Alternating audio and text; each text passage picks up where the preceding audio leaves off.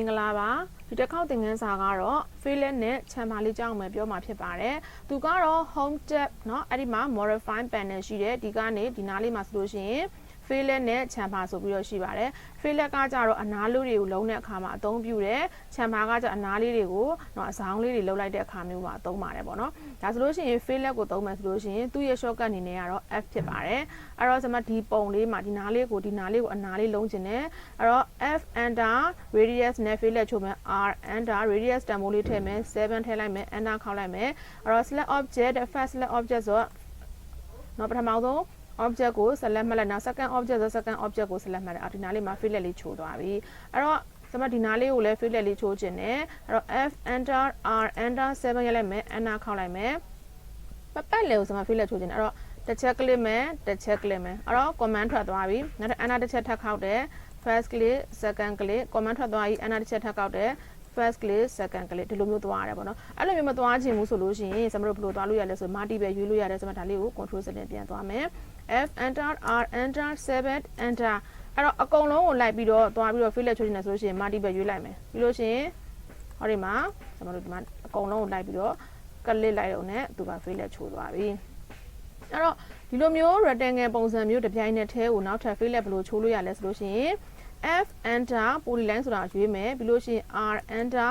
7 enter ပြီးလို့ရှိရင် object အကုန်လုံးကျွန်တော်တို့ဆက်လက်မှတ်လိုက်တဲ့နဲ့သူကဒီလိုမျိုး Fillet ချိုးသွားတာကိုတွေ့ရလိမ့်မယ်ပေါ့နော်ခုနက multi ပဲသုံးတာကကျတော့ radius တန်ဖိုးတူနေရတယ်ကို Fillet ချိုးခြင်းတဲ့အခါမှာအသုံးပြုတယ်ပေါ့နော်အဲ့တော့နောက်တစ်ခုကကျတော့ဒီလိုမျိုး parallel line တွေဆိုလို့ရှိရင် Fillet ကိုဘယ်လိုသွားချိုးလဲဆိုရင် F enter enter 0ထည့်လိုက်မယ် enter ခေါက်လိုက်မယ်အဲ့တော့ first object second object ဒီမှာသူ Fillet ချိုးသွားပြီနောက်တော့ဒီဘက်ကိုသွားမယ်ဆိုရင် enter တစ်ချက်ထပ်ခေါက်ပြီးသွားမယ်ဒီဘက်လေးကိုသွားလိုက်မယ်အဲ့ဒီနေရာမှာ enter တစ်ချက်မခေါက်ချင်ရင်ကျွန်တော်တို့ကနှစ်ဖက်လုံးသုံးချင်တယ်ဆိုလို့ရှိရင်တော့ multi ပဲကိုရွေးသွားမယ်ပေါ့နော်ဟုတ်ပြီအဲ့တော့ဆက်ပြီးတော့ဒီနားလေးပေါ့ဒီနားလေးကိုကျွန်တော်ဆက်ချင်တယ်အဲ့ဒါဆိုရင်လည်း radius 0နဲ့ဆက်ပါမယ် F enter R enter 0 enter အဲ့တော့ဒီလေးဘက်လေးတန်သွားကြတာဆိုကျွန်တော် multi ပဲရွေးလိုက်ပါမယ်အဲ့တော့ first click second click first click second click first click second click first click second click ဒါဆိုရင် Fillet ကို radius 0နဲ့ Fillet ချိုးလိုက်တာပေါ့ဟောဒီလိုမျိုးပုံစံ line လေးဆိုလို့ရှိရင်လည်းခုနလိုပဲ F enter R enter 0နဲ့ Fillet ချိုးလို့ရတယ်အဲ့တော့ဒါနဲ့တည်းနဲ့ဆက်လိုက်မယ်ဒီလိုမျိုးလေးသူကဆက်သွားပြီအဲ့တော့ဒီနေရာလေးကိုစမတ်ကအကွေးလေး Fillet ချိုးခြင်းနဲ့ F enter R enter သူ့ရဲ့ Fillet ချိုးခြင်းနဲ့ radius တန်ဖိုးလေးကိုထည့်လိုက်မယ် F enter R enter radius တန်ဖိုးထည့်လိုက်မယ် enter ခေါက်လိုက်မယ်အဲ့တော့ first object second object ဒီမှာသူ့ကို Fillet ချိုးသွားပြီဒါကတော့ Fillet လေးပဲဖြစ်ပါတယ်ခုဆက်ပြောမှာကတော့ Chamfer လေးပဲဖြစ်ပါတယ်အဲ့တော့ Chamfer လေးကိုသုံးမယ်ဆိုရင် CHA လို့ရိုက်မယ် CHA enter ပြီးလို့ရှိရင်သူက distance နဲ့ Chamfer ချိုးမယ် D enter အဲ့တော့ first Chamfer distance ကိုကျွန်မတွဲလို့ပေးလိုက်မယ် enter ခေါက်လိုက်မယ် second Chamfer ကိုလည်းကျွန်မကတွဲလို့ပေးလိုက်မယ် enter ခေါက်လိုက်မယ်အဲ့တော့ first click second click ဒီမှာ Chamfer လေးချိုးသွားပြီအဲ့တော့ကျွန်တော်တို့ကဒါလေးကိုတဲကွဲအောင်ပြန်ပြီးတော့ပြမယ် CHA enter D enter first Chamfer ကိုကျွန်မတွဲလို့ပေးလိုက်မယ် enter ခေါက်လိုက်မယ် second ကိုကျွန်မက5လို့ပေးလိုက်မယ် enter ခေါက်လိုက်မယ်အဲ့တော့ပထမဆုံးဒီမှာကျွန်မ first ကိုတွဲပေးထားတယ် second ကို5ပေးထားတယ်အဲ့တော့ဒီမှာတွဲနဲ့ first เนาะ object ကိုနော်တွဲနဲ့ Chamfer သွားလိုက်တယ်ဒီမှာ second object ကို5နဲ့သွားလိုက်တာကိုတွေ့ရလိမ့်မယ်ဟုတ်ပြီပြီးတဲ့အခါမှာကျွန်တော်တို့ခုနက Fillet လိုပဲ CHA Chamfer enter D enter ပြီးလို့ရှိရင်ကျွန်တော်တို့ first object second object အဲ့တော့အကုန်လုံးကိုကျွန်တော်တို့သွားမယ်ဆိုလို့ရှိရင် multi ပဲရွေးလိုက်မယ်အဲ့တော့ဒီမှာကိုက first click second click ဆိုပြီးတော့လိုက်ပြီးတော့ခြာလိုက်လို့ရတယ်ပေါ့နော်ဒီမှာဒီလိုလေးသွားလို့ရတယ်အဲ့တော့အဲ့လိုပါပဲခုနက Fillet မှာလိုပဲကျွန်တော်တို့ကChamfer ကိုသွားမယ် polyline ကိုတစ်ချက် click မယ်ပြီးလို့ရှိရင် D enter เนาะသူရဲ့ first Chamfer distance second Chamfer distance ပေးလိုက်မယ်ပြီးလို့ object ကို select မှတ်တဲ့အကုန်လုံးကိုသူက Chamfer ချိုးသွားလိမ့်မယ်ပေါ့နော်နောက်တစ်ခါကျတော့ကျွန်တော်တို့ Chamfer ဘယ်လိုချိုးမလဲဆိုရင် CHA enter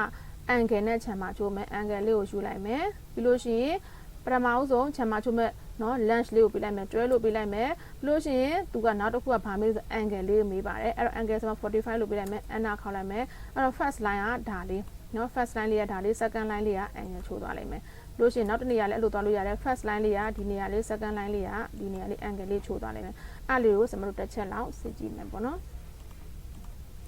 ဟုတ်ပြီစစ်ကြည့်မယ်ဆိုလို့ရှိရင် DI နဲ့ကျွန်မတစ်ချက်စစ်လိုက်ပါမယ်အဲ့တော့ဒီမှာ DI နဲ့စစ်လိုက်တယ်တွေ့လားfirst length ကကျွန်မတို့ဘယ်လောက်ပေးထားလဲတွဲလို့ပေးထားတယ်အဲ့တော့ angle လေးကိုကျွန်မစစ်ကြည့်မယ် angle လေးကိုကျွန်မ45ပေးထားတယ်ပေါ့နော်ဒီမှာ45လေးသူ ဒါချမ်ဖာကိုအန်ဂယ်လေးနဲ့ချိုးသွားတာကိုတွေ့ရလိမ့်မယ်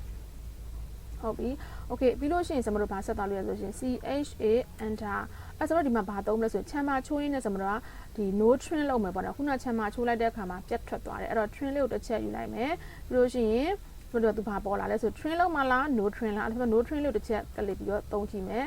ပြီးလို့ရှိရင် distance နဲ့ channel ချိုးတာမလို့ d enter drag enter တော့ first click second click ဟောတာဒီမှာ no trim ကိုသုံးလိုက်တော့ဒီမှာ channel တော့ချိုးထားတယ်ဒီနားလေးကို no trim လို့ပြသွားတယ်ပေါ့နော်အဲ့တော့နောက်တစ်ခေါက်ဆရာမကထပ်ပြီးတော့ဒီ channel ကိုသုံးမယ်ဆိုလို့ရှိရင် CHA enter အဲ့တော့သူကပထမဆုံးနောက်ဆုံးပိတ်ကပေးထားခဲ့တဲ့ command အတိုင်းပဲသူကသွားပြီးတော့သုံးထပ်ပါတယ်အဲ့တော့ d enter အဲ့ဒါထပ်ပြီးတော့သွားကြည့်မယ်ဒီလိုပဲသွားနေအဲ့တော့ကျွန်မအဲ့လိုမလုပ်ချင်ဘူးဒါလေးကို train လုပ်ချင်တယ်ဆိုလို့ရှိရင်ပြန်ပြီးတော့ command ထပ်ပေးရတယ် CHA enter အဲ့တော့ train ဆိုတာလေးကိုတစ်ချက်သွားပြီးတော့ click ထောက်မယ်ပြီးလို့ရှိရင် train လုပ်မယ်လို့ဆိုပြီးပြောမယ် train ပြီးလို့ရှိရင် d enter အဲ့တော့ကိုပေးချင်တဲ့เนาะ chamber distance လေးကိုပေးမယ် first chamber distance second chamber distance ပေးမယ်အဲ့တော့ first click second click ဒီမှာဆိုလို့ရှိရင်တော့ train လုပ်သွားပြီပေါ့နော်အဲ့တော့ဒါလေးကတော့ chamber လေးပဲဖြစ်ပါတယ်အဲ့တော့အခုသင်ခန်းစာမှာ fillet နဲ့ chamber နဲ့ပတ်သက်ပြီးတော့အခုစမဒီပုံလေးကိုဆွဲပြပေးမယ်ပေါ့နော်ဒီပုံမှာဆိုရင်အရင်ဆုံး information ဒီမှာ cycle လေးနှလုံးဆွဲပါမယ်အဲ့တော့ c enter တော့ diameter နဲ့ဆိုတော့ d enter 30 cycle လေးလုံးဆွဲလိုက်မယ်ပြီးလို့ရှိရင် c enter လောက်လဲ radius 30နဲ့နောက်ထပ် cycle လေးလုံးဆွဲလိုက်မယ်အဲ့တော့ဒီဘက်ကလေးပေါ့ဒီဘက်ကလေးသူ့ရဲ့ဒီ center point နဲ့ဒီ center မှာဘယ်လောက်ကွာလဲဆိုရင်60ကွာတယ်ဒါဆိုရင်စမ line command လေးယူလိုက်မယ်ပြီးလို့ရှိရင်ဒီကနေပြီးတော့60ဆိုပြီးတော့သွားလိုက်မယ်အဲ့တော့မှဒီနားမှာ diameter 30နဲ့ cycle လေးတစ်လုံးထပ်ပြီးတော့ဆွဲပါမယ် C enter အဲ့တော့ first point ချမယ် D enter 30 enter ဒီနားလေးရသွားပြီအဲ့တော့ပြီးတဲ့အခါကျလို့ရှိရင်ကျွန်တော်တို့ဒီနားလေးပေါ့နော်ဒီနားလေးမှာဆိုရင်ကျွန်မဘယ်လောက်လဲ diameter 10နဲ့ cycle တစ်လုံးထပ်ပြီးတော့ဆွဲပါမယ်ဒီနားလေးပေါ့နော်အဲ့ဆိုရင် C enter အဲ့တော့ဒီမှာ point ချမယ် D enter 10 enter ခေါက်လိုက်မယ်ဟုတ်ပြီဒါပြီးသွားပြီဒါဆိုလို့ရှိရင်ကျွန်တော်တို့ကဒီနားလေးကိုသူ့ရဲ့ဒီနားလေးက quadrant အမှတ်ကလေးနဲ့ဒီဘက်ကို line လေးဆက်ပါမယ် line command လေးယူပါမယ် enter ခောက်ပါမယ်အဲ့တော့ဒီမှာ quadrant မှတ်လေးရပြီအဲ့တော့ဒီဘက်လေးကိုကျွန်မကဆက်ထားလိုက်မယ် enter ခောက်လိုက်မယ်အဲ့တော့ဒီကောင်လို့ဒီကို လိုက်ဆက်လိုက်ရတယ် mirror command လေးကိုသုံးကြည့်မယ် mi enter select object enter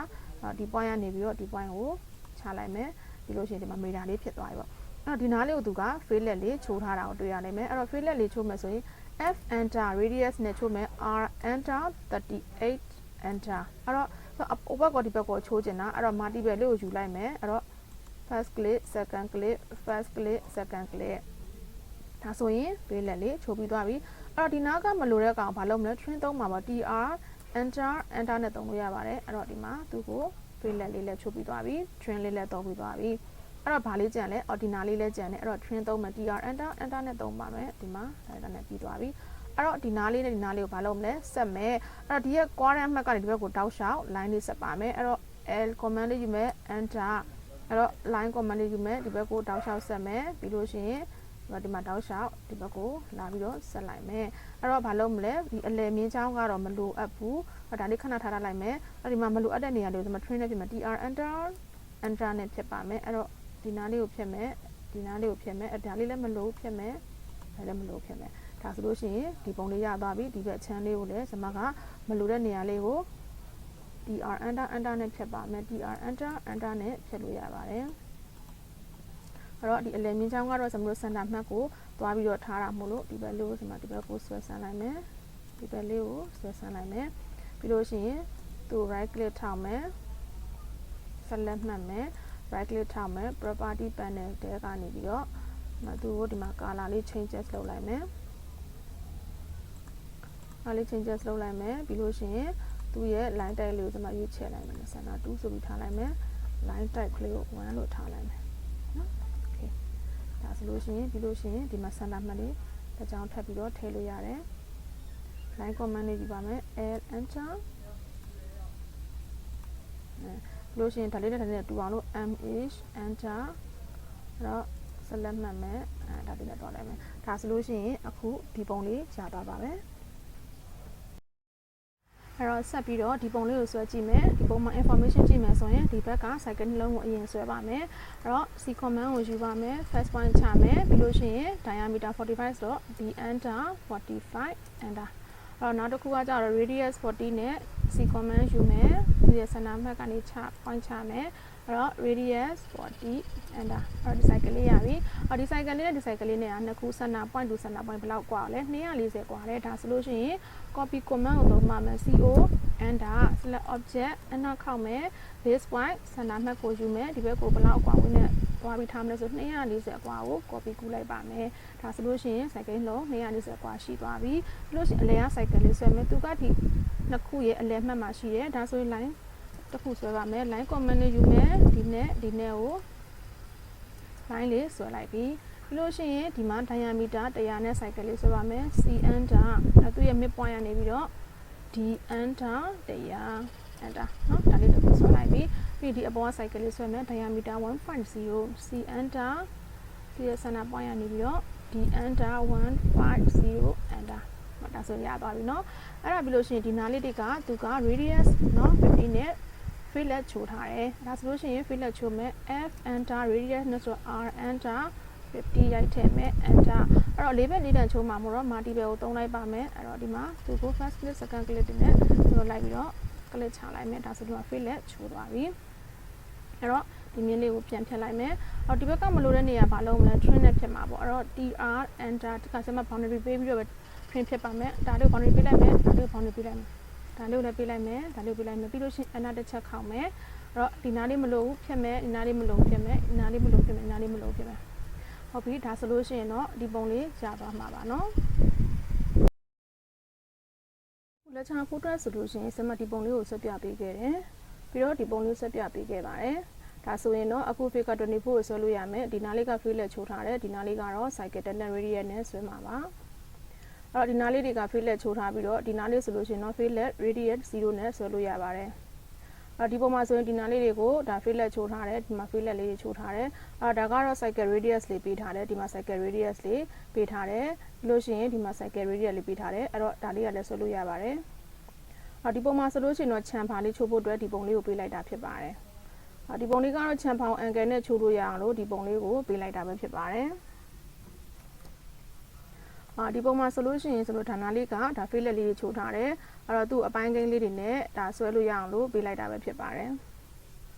ဒါလေးဆိုလို့ရှိရင် fillet ချိုးထားတယ်ဒီမှာ offset လေးတွေပြပြီးတော့ဆွဲသွားမှာပဲဖြစ်ပါတယ်အဲ့တော့အခုလိုမျိုးပုံမှာเนาะအပိုင်းကိန်းတွေနဲ့ပါလာလို့ရှိရင်ကျွန်တော်တို့ကဒီ unit မှာတစ်ချက်သွားကြည့်မယ် UNITS unit လို့ရိုက်လိုက်မယ် enter ပြီးလို့ရှိရင်ဟောဒီမှာ drawing unit မှာ tag နေရာလေးမှာ fractional ကိုရွေးထားလိုက်မယ်ပြီးလို့ရှိရင်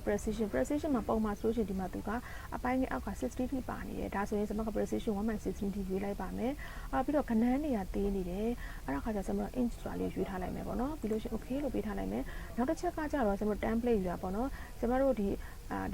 application menu bar ကနေပြီးတော့ကျွန်တော်တို့ template ကိုရွေးတဲ့အခါမှာနှစ်မျိုးရှိတာကိုပြပြခဲ့ပါတယ်အဲ့တော့ကျွန်တော်တို့ ACAD နဲ့ ACAD ISO ဆိုပြီးနှစ်မျိုးရှိရလို့ပြောခဲ့တယ် ACAD ISO ကတော့ကျွန်တော်တို့ millimeter နဲ့ဆွဲတဲ့အခါမှာ ACAD ISO ကိုယူပြီးဆွဲတယ် ACAD နဲ့ဆွဲတဲ့အခါမှာဆိုရင်တော့ feet not inch ဆိုလို့ရှိရင် ACAD ကိုယူပြီးတော့ဆွဲပါတယ်ကျွန်မအခုဒါလေးကို ACAD နဲ့ယူပြီးတော့ဆွဲထားတယ်အဲ့တော့ ACAD နဲ့ယူဆွဲထားလားမဆွဲထားလားဆိုတော့ကျွန်မဒါလေးတစ်ချက်ပြန်ပြီးတော့စစ်ကြည့်မယ် MEASURE ဆိုပြီးတော့ရိုက်ထလိုက်မယ်အဲ့တော့ဒီမှာ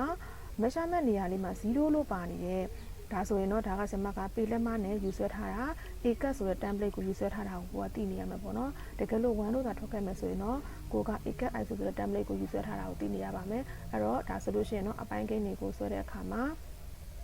type မှာ fractional လေးကိုရွေးပါခဏန်းတွေကိုတအားငယ်တဲ့အခါမှာဆိုလို့ရှိရင်ကျွန်တော် ACAD ဆိုတဲ့ template ကိုယူပြီးတော့ဆွဲပါ